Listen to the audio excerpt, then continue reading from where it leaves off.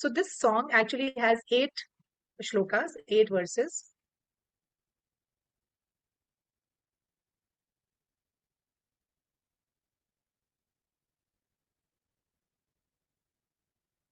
Okay, so I'll also put it in the chat, and if anybody can read, they can read. So the first shloka is, I offer my pranam to the topmost thief who's famous in Braja or who's famous in Vrindavan as a butter thief, and he who steals the clothes of the gopis.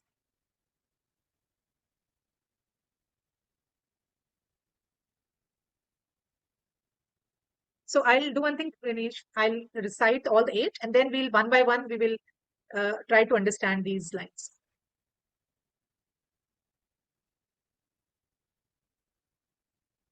Second,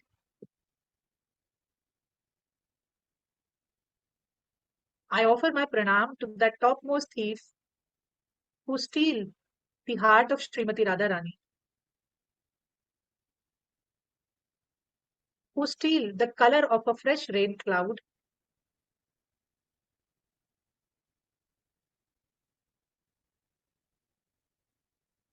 and who also steals the sins and suffering of those who take shelter at his feet.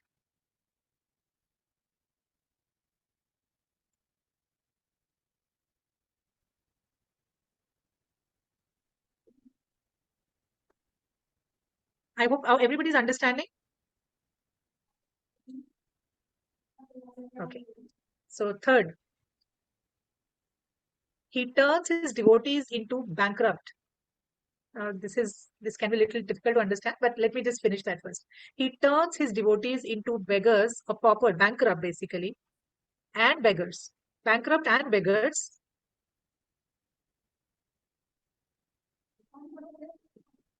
So Bilvamangal Thakur says, I have never seen or heard of such a thief in all the 3 worlds.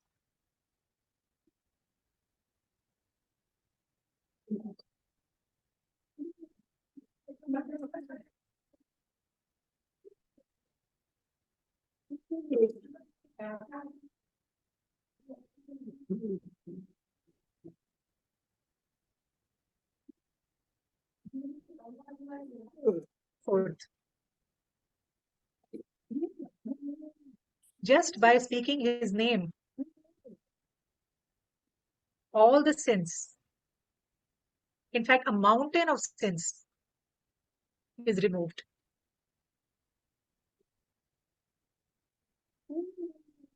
Such a thief I have not seen or heard anywhere.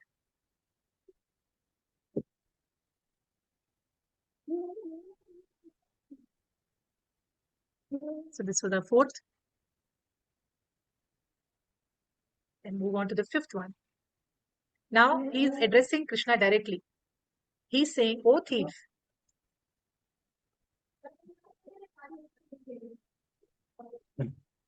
O thief, after stealing my wealth, my honor, that is my respect, my senses,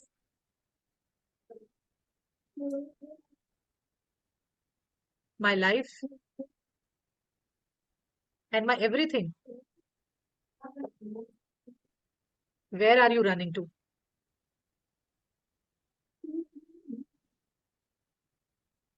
I have caught you with the rope of my devotion."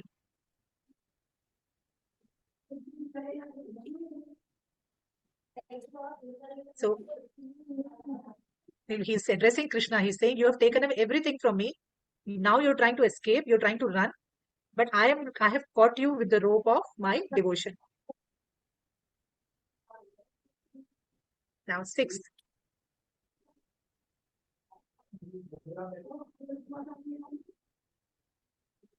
you cut the terrible rope of Yamaraj.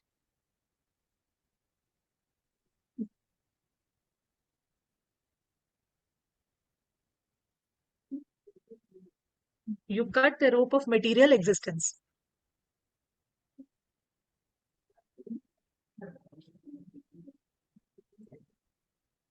and you cut everyone's material bondage.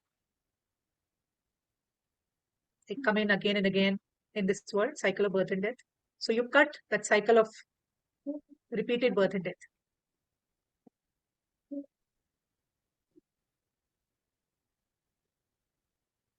But you cannot cut the knot which is tied by your own loving devotees.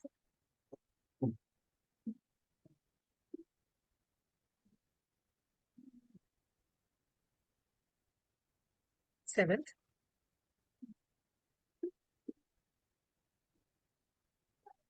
O stealer of my everything. So he's again addressing Krishna. O thief. He's calling out. He's saying, O thief. Today I have put you in the prison of my heart.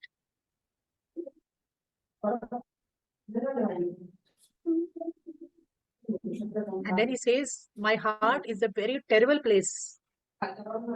My heart is not a very nice place because it is full of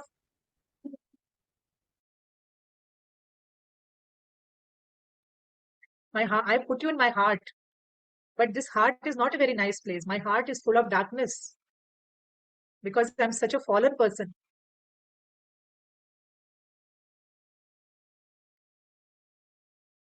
And in this heart, which is like a prison, I am going to keep you for a very, very long time. I will keep you there and I will punish you for your crimes of thievery. Means whatever crimes you are committing of committing this theft, I am going to punish you by putting in the prison house of my heart. Like I'm going to lock you.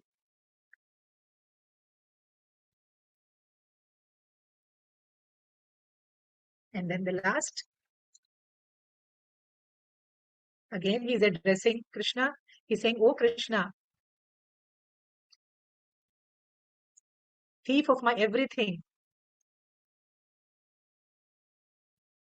the rope of my love and devotion is very, very tight.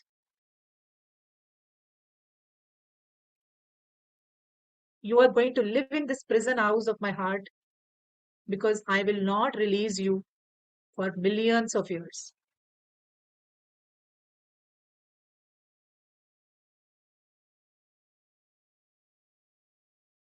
So this is a beautiful prayer. How many of you understood and how many of you liked it?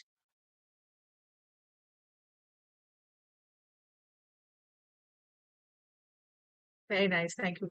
So I was trying to simplify it as much as possible because this prayer being in Sanskrit and I wanted to make it easy for all of you to understand. So now let's look at all this 8 verses little in detail.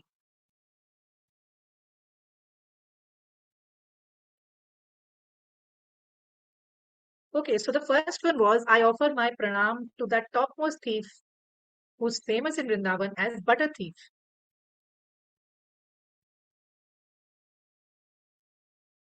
So see, Nanda Maharaj, Krishna was the son of Mother Yashoda and Nanda. And I had earlier also told in the class that how many cows did they have? How many cows did Nanda Maharaj have? Anybody remembers?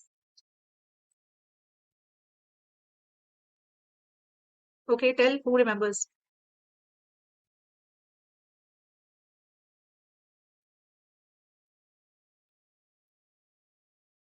1 lakh something. How much? Vaishali, 1 lakh Okay, something Vaishali one. Mataji. No, wrong guess. Who else? Yeah, yes, Hemant. He's put it in chat. Correct. 9 lakh. Krishna had, his father had 9 lakh cows. So 9 lakh cows, imagine how much of milk and butter would be available in their house. It would be like a river of milk.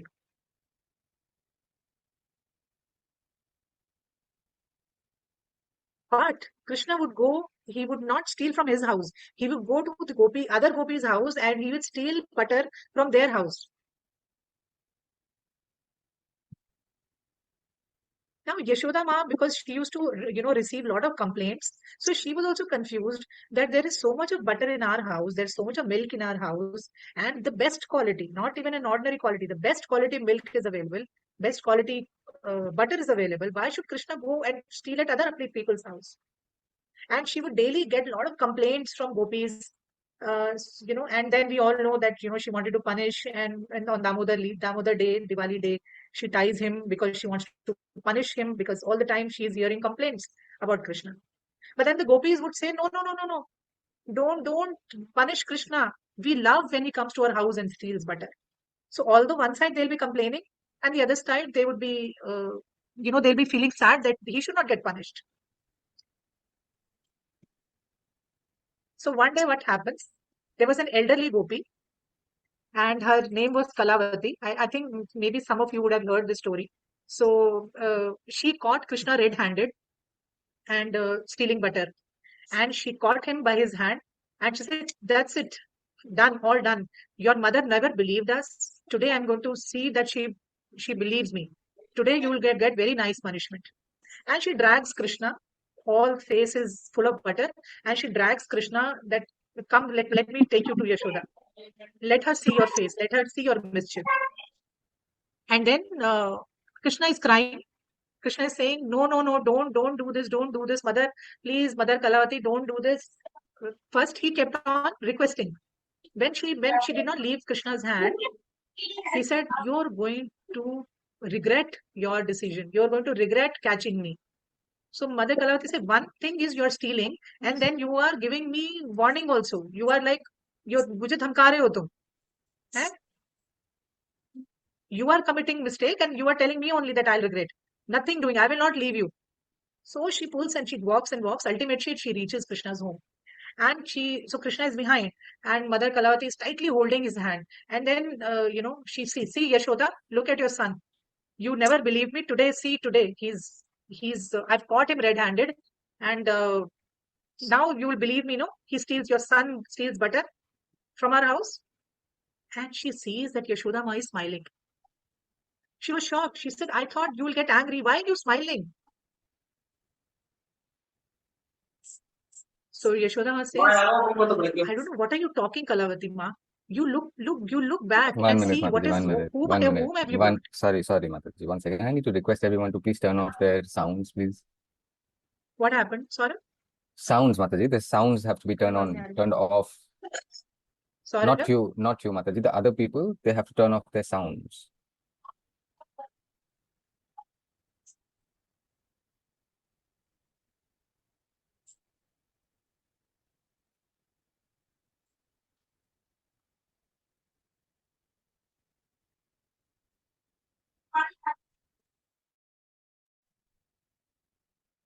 Can you hear me? Yes, I can hear you, Mataji. The other people who had some Hare home Krishna. sounds Hello, who were Hare coming. Krishna? I can hear you, Mataji. I can hear you. Huh? Can you hear me, Saurabh? Yes, I can hear you, Mataji. You cannot hear me. Hello? I can hear you. I can hear you, Mataji. Okay, sorry. Okay. So Mother Yashoda says, Mother, you please look back. Whom have you caught?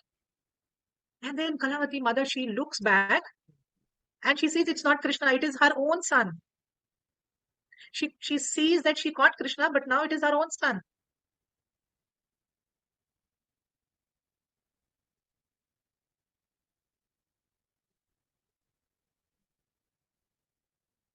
Mother Yashoda is laughing. Krishna is nowhere. Her son is there, and he's also confused. And Kalavati is also confused. And she walks out. She has no proof now. So she walks out, and she's confused. She's scratching her head. What went wrong? I caught Krishna only. And suddenly she hears Krishna's mother, Mother Kalavati. See, I told you, I warned you also. Don't do this. Sorry, who's saying this, Mataji? Don't do this. Sorry, Mataji, is it Krishna or Yashoda who's saying this? No, she's left the house. She's left the house now. She's going back her home. She's going back home and she's scratching her head thinking, what went wrong? I had got Krishna only. How come it is my son?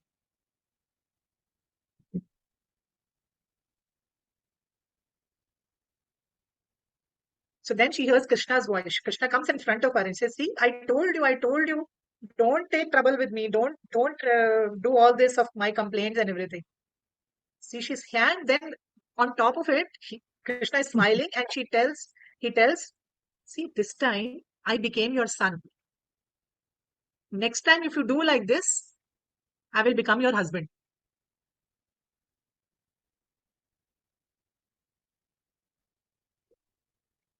So don't do this again. And she's so confused. And she's elderly Gopi. She's very, very troubled, and finally she goes home. So this was a sweet pastime that how Krishna, the reason is Krishna is stealing is because he wants to enjoy these relationships. He wants to enjoy this pastime with his mother, with the gopis, with his friends. You know, killing demons and everything is very normal. Lifting over them and all is not a big deal for Krishna. Why he came here is basically to enjoy these pastimes. He came here to enjoy relationships with different people in this world. And then we see that he steals the clothes of the gopis. So it is said, we read that these girls in Vrindavan, all the gopis, they always used to go and worship Mother Katyayani. So like Parvati, another name of Mother Parvati only. So they used to, these young girls of Vrindavan, they would go to a temple of Mother Katyayani, and they would worship her so that they can get a husband like Krishna. They can get Krishna as their husband, sorry. They wanted to get Krishna as their husband.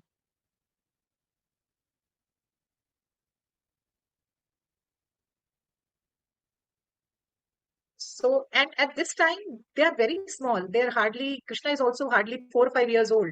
And even the most of the girls are elder to Krishna. But they desire to have Krishna as their husband. So one day when go to take a bath in Yamuna, Krishna steals their clothes. So actually these topics are very, very advanced level topics, which because we try to misunderstand, these kind of things that uh, nowadays people will think that it is some kind of a bad character, stealing somebody's clothes and asking them to appear before you without clothes. But this is an activity performed by Supreme Lord himself, and Krishna is not attached to anything, but he wanted to fulfill the desire of those girls who wanted to see him as their husband. So, and this kind of an activity of stealing their clothes and playing all this mischief with the girls can happen between a husband and wife. So that is why Krishna stole the clothes of Gopi, because he wanted to fulfill their desires. Then Krishna steals the heart of Srimati Radharani. So we all know Radharani is the topmost devotee of the Lord. And again, the love between Krishna and Radha are not this material world love, which is more concerned with the body love, but it is more of a pure love where Radharani is not interested in seeing her own happiness. She wants to see how Krishna can be happy in all circumstances. So Krishna steals the heart of Radharani. So it is like not actually stealing out the heart, taking out the heart, but stealing somebody's heart means love with Radharani. Or so both of them were so much in love with each other. So that is why it is said that he steals the heart of Radharani. And then it says that he steals the dark color of a fresh rain cloud. So many times it is explained in scriptures that Krishna's actual complexion is when have you seen when in monsoon when the very dark color clouds, a fresh cloud which is dark gray color, which is full of water. When you look at the cloud, you say, oh yes, immediately rain is going to start. So that is the complexion of Krishna. Actually, people in this world, they have different complexions. But I think you not would have seen somebody with having a color which is gray and blue, which Krishna has. So when Krishna was small, other boys would, make fun of his color, because none of the boys in Vrindavan had Krishna kind of color. And then Krishna, small boy, he would grow, he would run to his mother and he would complain that, look, these boys are teasing me that I'm not your son. You are so fair. Baba is so fair. Why I'm like black? Why I'm like dark gray color? Why am I blue in color? So imagine this is Krishna, the Supreme Lord, who creates this entire world, who creates and maintains and destroys this world. And here he is enjoying all these different relationships. So it is said that Krishna steals the color of a cloud, because cloud color and Krishna's color is same. Okay, so then Krishna steals the sins and sufferings of all who surrender to him. So I don't know how many of you have experienced that when we start chanting, we might not even know who Krishna is. We might not even know his character, his nature. We might not even know what he likes, what he doesn't like. But we start feeling his love and reciprocation. Many of you who are chanting for a long time, you would have seen changes in yourself. You would have seen changes in so many things that generally you become a nice person, or you will come across a lot of situations which are very nice in your life. So that is how Krishna conveys his love to you, because he has stolen all your suffering. He has stolen all your past karmas. And then he turns his devotees into bankrupts. So bankrupt is somebody who had a lot of money is in his account, but now he's lost all the money. He's become like a bankrupt person. And a beggar. Beggar is somebody who's all the time asking for money from other people. He's a poor person. He keeps traveling one place to the other, and he's asking for, please give me something, please give me something. So Bilvamangal Thakur is saying that you make your devotees into bankrupts and beggars. So for this, we see that how Prabhupada, when he had not gone to America and he was still in Vrindavan, before even ISKCON was formed, one day what he had a trunk, he had a suitcase, and very little belongings, little money he had, and that also was stolen away from him. A thief came and he stole away all the things. And then Prabhupada, who was going in through such a difficult situation, he felt he started laughing actually. He said, Krishna, little possession I had, that also you have taken away. So now I have no attachment.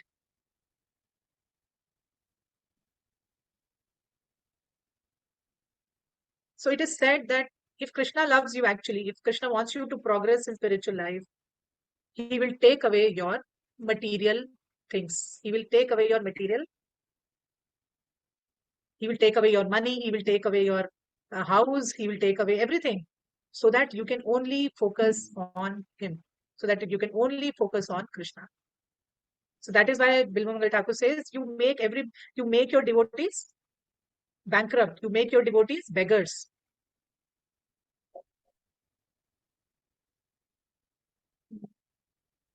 And then understand, right?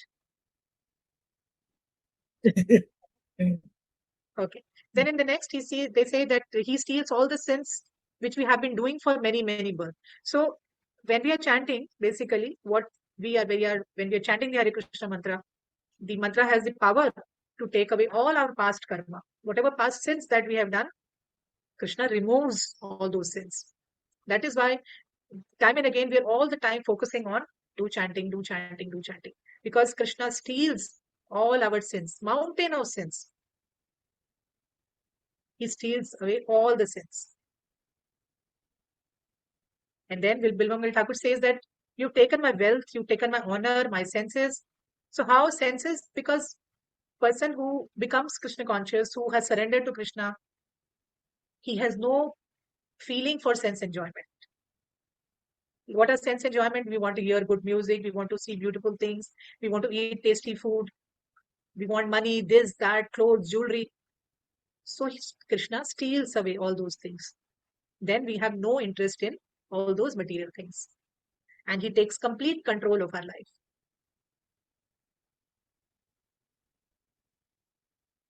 So there are examples of Dhruva and Bali Maharaj.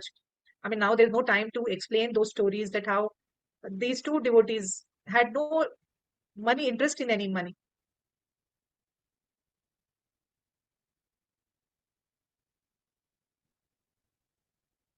Like Vaman Dev, like a small Brahman, when he came, he took away the entire kingdom of Bali Maharaj.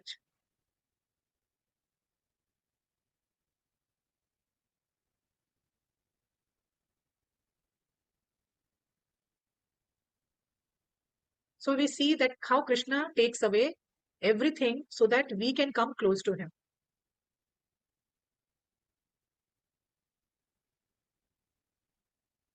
You leave everything and you just focus on me.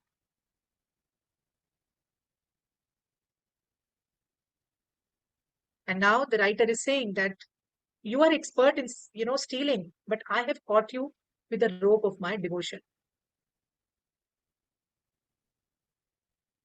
Because you cannot cut the knot of your devotees. Devotees hold you so tight that you cannot, no matter how big a thief you are, you cannot cut that rope. You cannot cut the bond between you and the devotees. Mm. So it's not easy to break this cycle of birth and death, but when Krishna comes in the life, then it becomes easy to become free. So he says towards the end that I have put you in the prison of my heart, which is very fearful, because my mind, my heart is full of darkness because I have so much of bad qualities in my heart. But what to do? I have now put you in the prison of my heart and I will not leave you. I will not escape. And there you have to live for millions and millions of years.